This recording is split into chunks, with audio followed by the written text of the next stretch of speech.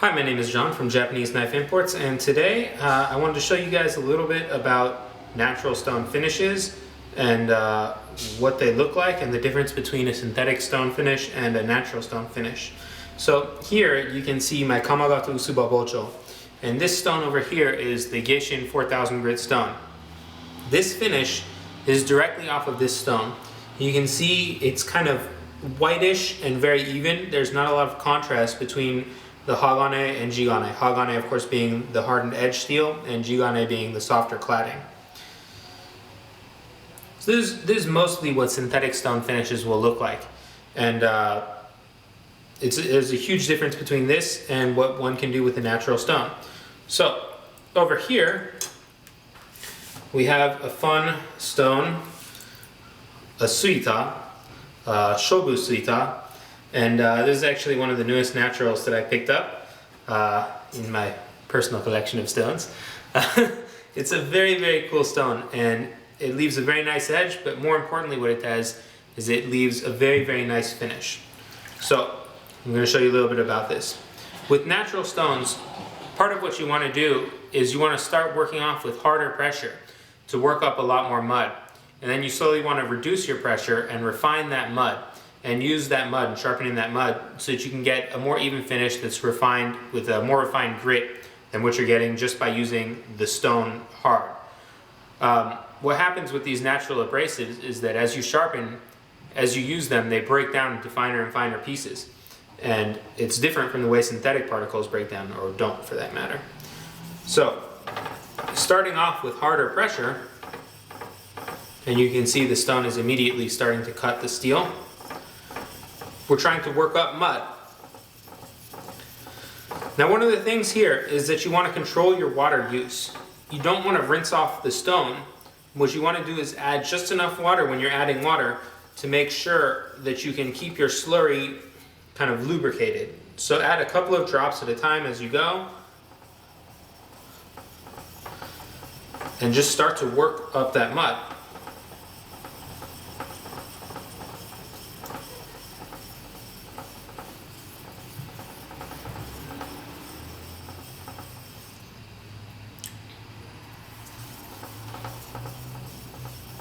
And once you have a decent bit of mud worked up, you can slowly start to reduce your pressure.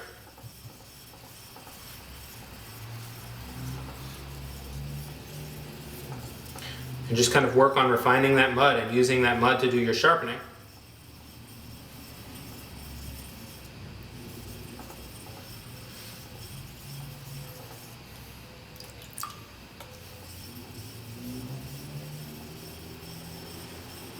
You see how I'm never adding a massive amount of water. I just add only enough water to keep the mud going.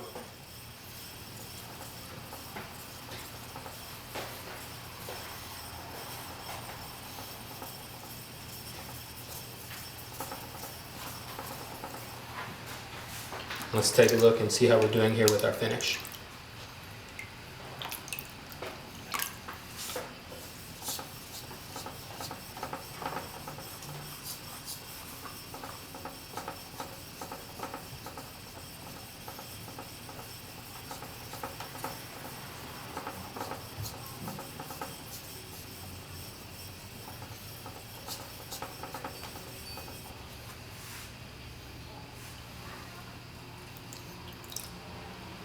And one of the fun things about natural stones is they give off a very unique smell.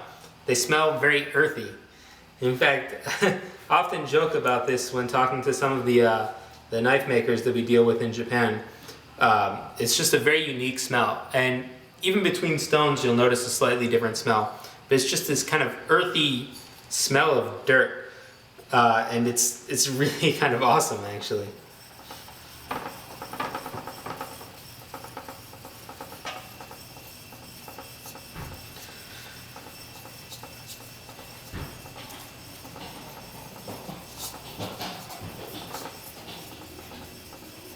So let's take a look and see how our finish is looking. You can see here, I'm going to rinse it off in a second, but you can see that there's some pretty nice looking contrast.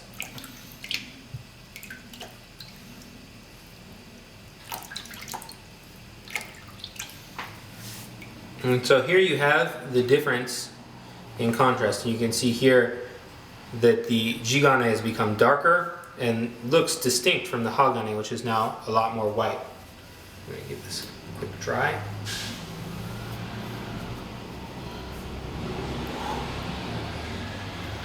And there you have it. You can see now that it's dry, you can still see that contrast. And this is what people would refer to as a Kasumi finish, or a misty finish. And one of the things is you don't see a lot of streaking on here, well, except that that I've left some watermarks in my fingerprint oil. But you don't see a lot of streaking on here, and the reason for that is using a softer stone. When you have harder stones, you'll end up with a lot more streaking, especially around curves. As you're working in like the tip area of a yanagiba, you'll see streaking through the jigane. So softer stones, more mud, less streaking. Anyways, there you go, finish with the Suita, and hope you enjoyed the video.